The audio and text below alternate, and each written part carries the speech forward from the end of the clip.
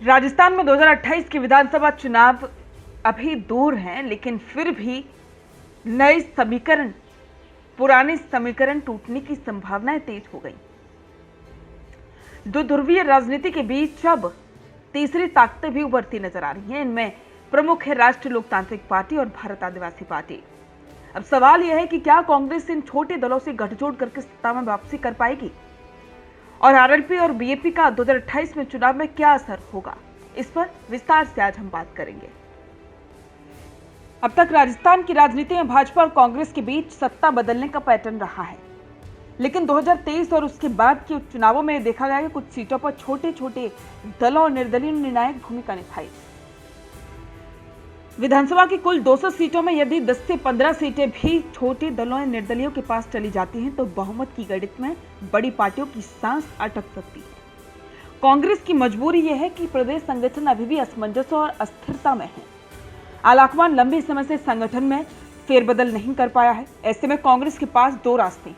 पहला, छोटे दलों से समझौता करके साझा उम्मीदवार उतारना, जिससे वोट कटने की स्थिति टले, और दूसरा, आशा करना कि छोटे दल भाजपा विरोधी वोट काटेंगे और इसका फायदा कांग्रेस को मिलेगा। लेकिन सच्चाई तो यह है कि छोटे दल अब केवल वोट कटवा नहीं रहे, वे कई क्षेत्रों में स्थानीय आधार और जन समर्थन के साथ उभरे हैं। राष्ट्रीय लोकतांत्रिक पार्टी की बात की जाए तो राजस्थान के नागौर में सांसद हनुमान बेनीवाल की अगुवाई वाली आरएलपी अब खुद को भाजपा के विकल्प के रूप में पेश कर रही है। हालांकि वो पहले एनडीए का हिस्सा थे, लेकिन किसान आंदोलन के समय से आरएलपी और बीजेपी के रिश्तों में दूरी आई। आरएलपी की ताकत की बात की जाए तो जाट समुदाय में उसकी गहरी पकड़ है। नागौर, सीकर, झुंझुनू, चूरू, हनुमानगढ़ जैसे जिलों में सक्रिय कार्यकर्ता एक बड़ा नेटवर्क है।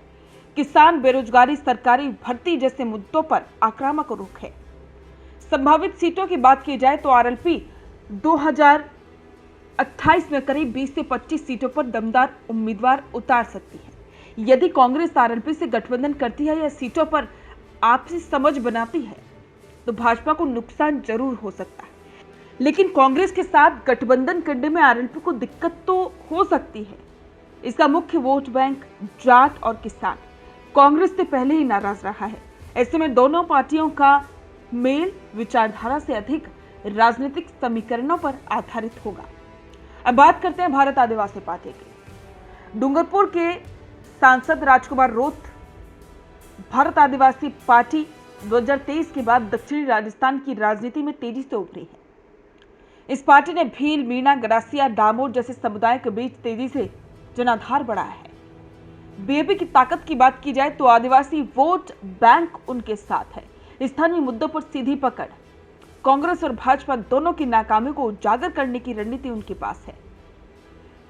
अगर बीएपी की सीमाओं को देखा जाए तो संगठन अभी प्रारंभिक अवस्था में है। कई सीटों पर वोट ट्रांसफर की मशीनरी नहीं है। गठबंधन की राजनीति में अनुभव की कमी है। लेकिन अगर बीएपी 10 से 12 सीटों पर आक्रामक प्रचार और संगठन के साथ उतरती है, तो ये कांग्रेस के लिए फायदे का सौदा हो सकती है और नुकसान का भी। कांग्रेस की संभावित रणनीति की बात की जाए तो गठबंधन करे तो सीटों का समझौता करना पड़ेगा, ना करे तो वोट बंटने का खतरा है। छोटे दलों को नजरअंदाज किया तो वही दल कांग्रेस विरोधी ध्रुव का हिस्सा बन सकते हैं। हालिया उदाहरणों जैसे कि कर्नाटक, महाराष्ट्र में कांग्रेस ने गठबंधन के जरिए बेहतर प्रदर्शन किया है। यदि राजस्थान में भी कांग्रेस आरएलपी और बीएपी जैसे क्षेत्रीय दलों से पहले ही बात शुरू करती है, तो भाजपा को रोकना आसान हो सकता है। भाजपा का स्पष्ट फोकस होगा कि कांग्रेस और छोटे दलों के बीच कोई समझौता ना हो। भाजपा की कोशिश रहेगी कि बीएपी और आरएलपी तटस्थ या फिर कांग्रेस के खिलाफ ही रहे, ताकि वोट बिखरे और भाजपा को सीधा लाभ मिले।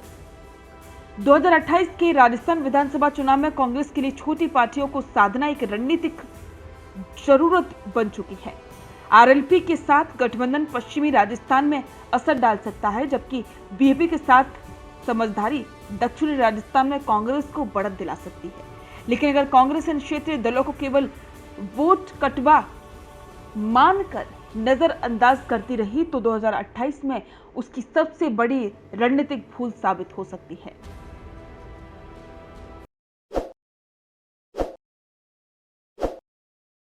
ताज़ा खबरों के लिए विजिट करें द फैक्ट इंडिया की वेबसाइट और डाउनलोड करें द फैक्ट इंडिया ऐप।